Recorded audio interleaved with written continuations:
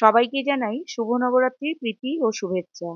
আজকে নিয়ে চলে এসেছি নবরাত্রির স্পেশাল থালি। এখানে আমি শেয়ার করে নেব কতগুলো ইজি আর ঝটপট রেসিপি।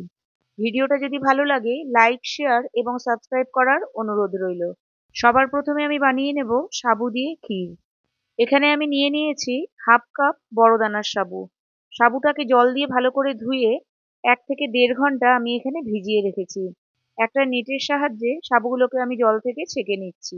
আরেকদিকে আমি নিয়ে নিয়েছি 2.5 কাপ দুধ। যে কাপ মেপে আমি সাবু নিয়েছি সেই কাপ মেপেই আমি দুধ নিয়েছি।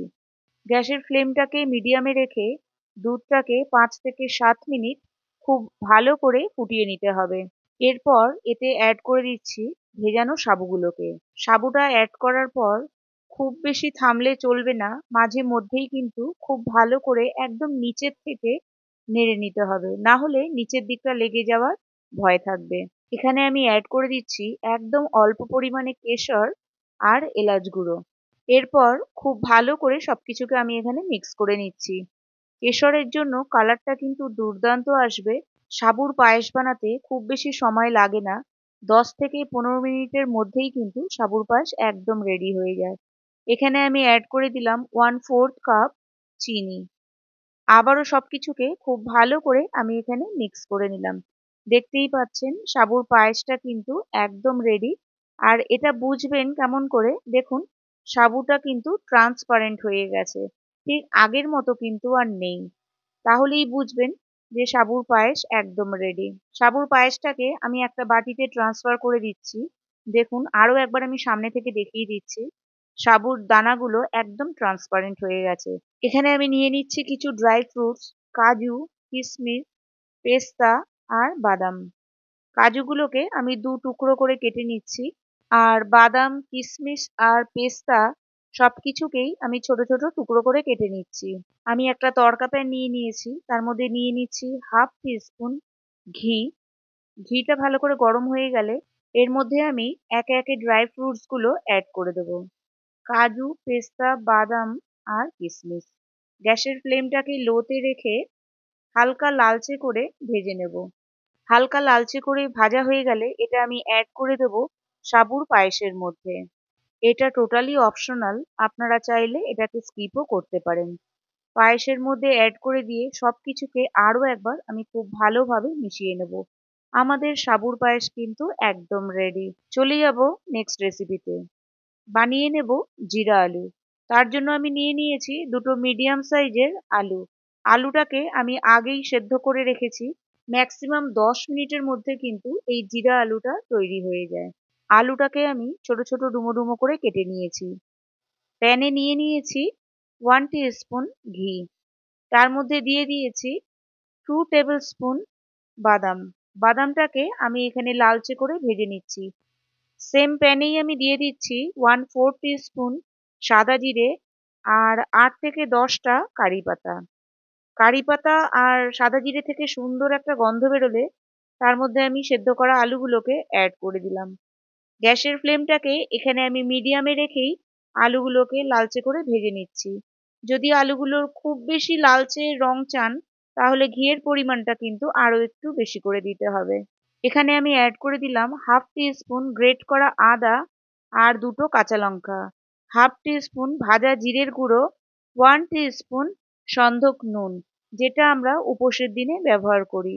আলুগুলোর মধ্যে যখন হালকা একটা লালচে রং ধরে আসবে তখন আমি অ্যাড করে দিলাম ভাজা চিনেবাদামগুলো। আর ওপর থেকে অ্যাড করে দিলাম 3 টেবিল স্পুন ধনেপাতা কুচোনো। সবকিছুকে খুব ভালোভাবে এখানে আমি মিক্স করে নিচ্ছি। টুইস্ট তো অবশ্যই আছে। এটাকে আরো চটপটা বানানোর জন্য এর মধ্যে আমি অ্যাড করে দিলাম পাতিলেবুর রস। ঝালটা আর নুনটা আপনারা আপনাদের স্বাদ অনুযায়ী ব্যবহার করবেন। আমাদের চটপটা জিরা আলু কিন্তু একদম রেডি।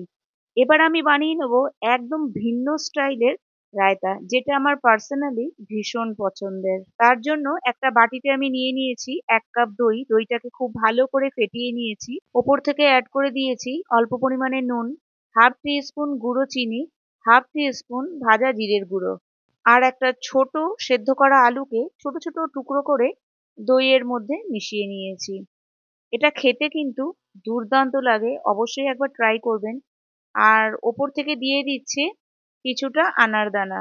সবকিছুকে খুব ভালো করে আমি এখানে মিশিয়ে নিচ্ছি। নিয়ে নিয়েছি একটা তড়কা প্যান, তার মধ্যে দিয়ে দিয়েছি 1 টিস্পুন সাদা তেল।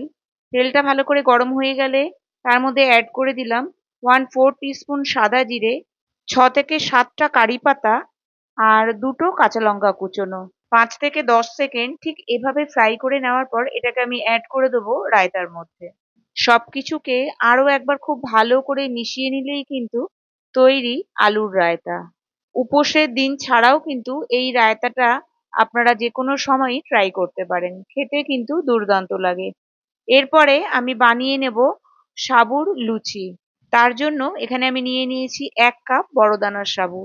মিক্সার গ্রাইন্ডারে আমি সাবুটাকে গুঁড়ো করে নেব। এরপর একটা নেটের সাহায্যে আমি ছেঁকে নিচ্ছি, কারণ লুচি বানাতে গেলে সাবুর কিন্তু একদম ফাইন পাউডারই আমাদের লাগবে। এভাবে আমি 1 কাপ সাবুর যে ফাইন পাউডার সেটাকে নিয়ে নিয়েছি, দেখতেই পাচ্ছেন এখানে। এরপর এখানে আমি অ্যাড করে দেবো গ্রেট করা একটা সেদ্ধ আলু। আলুটা আমি এখানে মিডিয়াম সাইজের ব্যবহার করেছি। আলুটা ভালো করে গ্রেট করা হয়ে গেলে এর মধ্যে আমি অ্যাড করে দিচ্ছি 1/2 টিস্পুন সন্দক নুন, 1/2 টিস্পুন সাদা জিরে। এছাড়াও আপনারা চাইলে ধনেপাতা কুচোনো বা কাঁচা লঙ্কা কুচোনো আর আপনাদের পছন্দ মতো অন্য কোনো মশলাও অ্যাড করতে পারেন। এবার সবকিছুকে আমি এখানে খুব ভালো করে মিক্স করে নিচ্ছি। তারপর অল্প অল্প জলের সাহায্যে একটা ডোয়ের ফর্মে তৈরি করে নিতে হবে। মানে যেভাবে আমরা আটা মাখি রুটির জন্য ঠিক সেরকমই একটা নরম ডো তৈরি করে নিতে হবে। সাবু কিন্তু প্রচুর জল সোক করে, সেই জন্য ডোটাকে একদমই নরম করে মেখে নিতে হবে। ওপর থেকে দিয়ে দিলাম একদম অল্প পরিমাণে তেল। এবার আমি ডোটাকে ঢেকে রেখে দেবো 10 থেকে 15 মিনিটের জন্য। 15 মিনিট পর আমি ডোটাকে আরো একবার খুব ভালোভাবে এখানে মেখে নিচ্ছি। ডো থেকে আমি ছোট ছোট লুচির সাইজের লেচি কেটে নিয়েছি। যেহেতু এটা সাবুর লুচি, বেলার সময় কিন্তু সাইডটা একটু ফেটেই যাবে। আপনারা চাইলে ঠিক এইভাবে বাটির শেপ দিয়ে কেটে নিতে পারেন, তাহলে প্রত্যেকটা লুচি কিন্তু সমান সাইজের হবে আর দেখতেও কিন্তু খুবই সুন্দর লাগবে। এখানে খুব বেশি মোটা বা খুব বেশি পাতলা আমি করিনি, মিডিয়ামই বেলে নিতে হবে। তেলের টেম্পারেচারটাও কিন্তু ভীষণই ইম্পর্টেন্ট। তেলটাকে খুব ভালো করে এখানে গরম করে নিতে হবে। তারপর গ্যাসের ফ্লেমটাকে মিডিয়ামে রেখে লুচিগুলোকে ঠিক এভাবে ভেজে নিতে হবে। প্রত্যেকটা লুচি কিন্তু ফুলবে যদি তেলের টেম্পারেচারটা একদম ঠিকঠাক থাকে। দেখতেই পাচ্ছেন লুচিগুলো কিন্তু একদম ফুলেছে, খুব সুন্দর হয়েছে লুচিগুলো। আরো একটা ভেজে আমি দেখিয়ে দিচ্ছি। একটু ফাস্ট করে দিয়েছি ভিডিওটা যাতে দেখাতে পারি। দেখতেই পাচ্ছেন প্রত্যেকটা লুচি কিন্তু ফুলেছে। এই রেসিপিগুলো শুধু উপোসের দিনে না, আপনারা যে কোনো দিনই ট্রাই করতে পারেন। আর সবকটাই যে তৈরি করতে হবে সেরকমও কোনো মানে নেই, এর মধ্যে থেকে যে কোনো একটাও তৈরি করে নিতে পারেন। চলুন এবার আমি থালাটাকে সাজিয়ে ফেলি।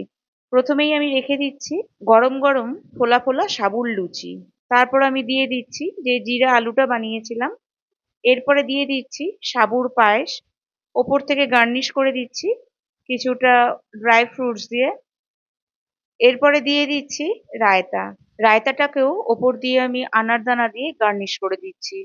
আর মাঝখানে রেখে দিচ্ছি ফ্রুটস। আমি এখানে অ্যাপেল রেখেছি, আপনারা চাইলে যে কোনো ফ্রুটসই অ্যাড করতে পারেন। আর সুন্দরভাবে গার্নিশ করে যদি পরিবেশন করা হয় তাহলে সাধারণ জিনিস খেতেও কিন্তু দুর্দান্ত লাগে। আজকে তবে এই পর্যন্তই, আবার দেখা হবে আরেকটি নতুন রেসিপির সাথে। টাটা।